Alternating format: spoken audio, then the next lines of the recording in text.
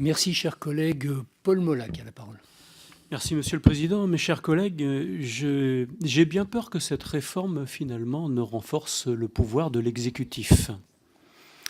Alors, quand on sait que 90% des lois sont des projets de loi, vous venez de nous dire, Madame la garde des Sceaux, que finalement, les lois s'accroissaient de 30%. Alors, si j'étais taquin, je vous dirais que le Parlement fait donc 30% des lois et le gouvernement 70%.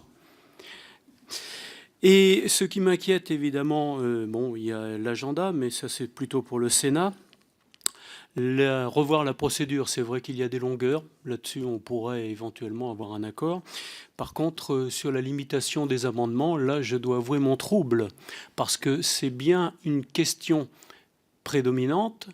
Comment le parlementaire peut-il rester libre d'exprimer un certain nombre des idées et qui sont dans la société? Et si on règle de cette façon les amendements, j'ai bien peur de ne pas y retrouver mon compte.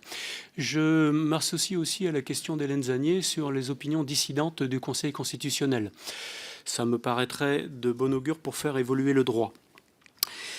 Sur les collectivités locales, alors, est-il nécessaire finalement de mettre les collectivités à statut spécial dans la Constitution, dans la mesure où il y en a déjà, Lyon par exemple, ou la Corse?